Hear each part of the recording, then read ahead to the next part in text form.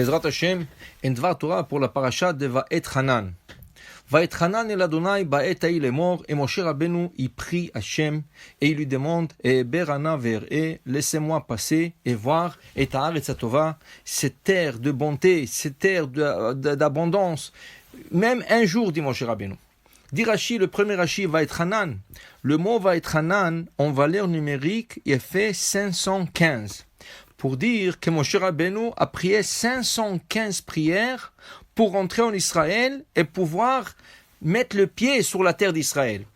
Rappelez-vous encore, quand il n'y avait pas encore le terminal comme il y a aujourd'hui, et les gens, quand ils descendaient de l'avion, et le hall, ils descendaient par terre, ils descendaient sur la terre, et les gens embrassaient la terre d'Israël. Et après, tu prenais l'autobus, tu rentrais dans le terminal. Aujourd'hui, tu rentres directement de l'avion dans le terminal.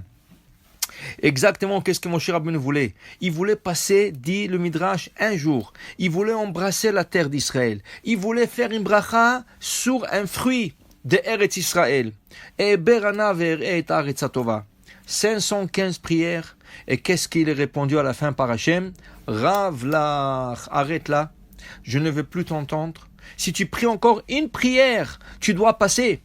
Alors je ne veux plus t'entendre. Arrête ici. Tu ne rentreras pas au Israël. Vous savez que la prière de Moshe Rabbeinu, c'est des prières très longues, c'est des prières pleines de ferveur, pleines de grands secrets. C'est pas comme notre prière. Combien on fait l'Amida? On fait l'Amida 5 minutes, 10 minutes, 15 minutes, 1 heure. Chaque prière de Moshe Rabbeinu, c'est des heures et des heures avec plein de secrets dans la prière. 515 comme ça, et Hachem lui dit ne rentre pas. Tu ne rentres pas. Alors, qu'est-ce qu'on doit penser?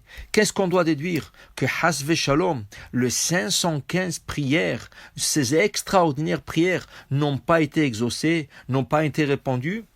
Est-ce que c'est possible que Hasve Shalom, tu pries pour quelque chose et tu n'es pas répondu? Tout d'abord, dit le Ramban. Le Ramban, il dit, Berana ve'er'e, je veux passer et voir la terre d'Israël. Il a été répondu tout de suite à 50%. Comment? Hachem lui dit, Rav lach, arrête de prier, tu ne rentreras pas en Israël. Mais il lui dit tout de suite aussi, allez Rosh Pisga ou monte sur la colline ici et tu vas voir la terre d'Israël. Et le Midrash il dit, Hachem lui a montré tous les coins et recoins et tout le petit coin d'Israël jusqu'au dernier détail. Il lui a montré les mines, il lui a montré les synagogues qu'il va avoir. Il a tout vu. Alors qu'est-ce que ça veut dire ça? Il a demandé, je passerai, je verrai.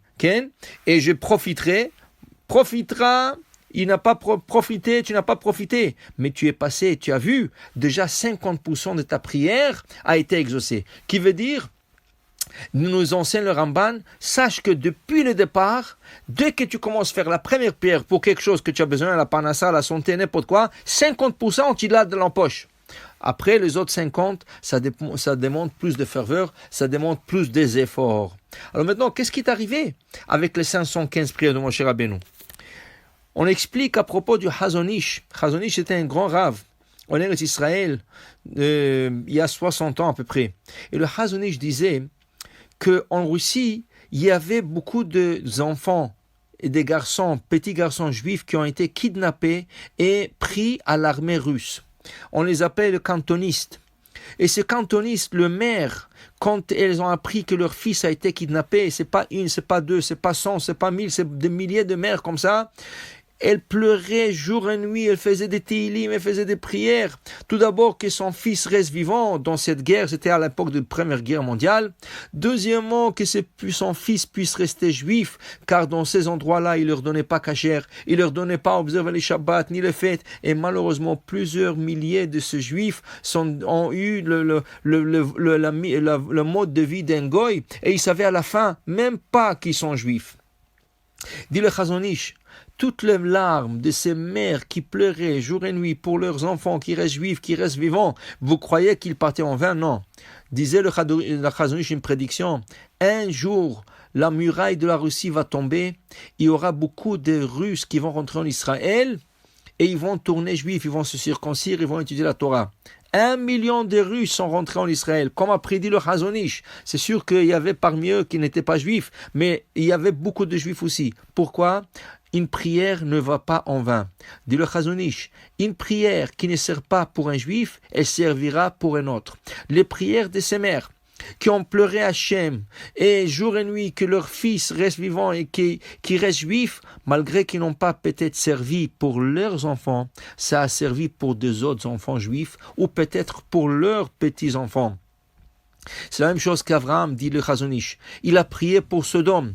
Vous croyez que toutes les prières qu'Avraham a fait pour Sodome, peut-être il y a 50 tzadikim, peut-être il y a 45, peut-être il y a 40, peut-être il y a 30, peut-être il y a 20, peut-être il y a 10, et ils n'ont pas été, à la fin, Hachem lui a dit, tu n'as pas répondu. Est-ce que vous croyez que les prières d'Avraham sont parties en vain? Non. Les prières d'Avraham vont sauver une autre ville, vont sauver un autre pays. C'est comme ça, dit le Chazon Ish. Quand tu pries et tu n'es pas exaucé, sache que ça n'existe pas exaucé. Seulement, peut-être tu n'as pas exaucé pour cette chose, tu vas être exaucé pour quelqu'un d'autre. Quelqu'un d'autre va être exaucé grâce à ta prière.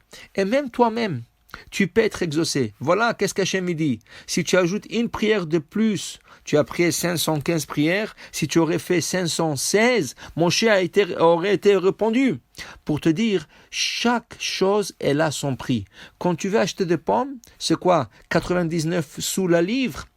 Mais quand tu vas acheter de pêche, c'est $1,50 la livre. Plus que la chose est grande que tu veux d'Hachem, plus de prières que tu as besoin. C'est pas après une prière que tu vas être répondu tout de suite. Tout de suite, tu es répondu à 50%. Il reste encore 50%. Mais combien de prières il faut faire pour ces 50%? On ne sait pas. Alors on continue à prier, on ne désespère pas, mais on sait une chose. À la fin, toutes les prières d'Israël vont être exaucées. Le Bezrat Hashem, que vos prières et nos prières et les prières de Am Israël vont être exaucées. Et ma chère Tzidkenu viendra, bimera, bimenu. Amen, Ken Yiratson. Baruch Adonai Le'olam. Amen ve Amen.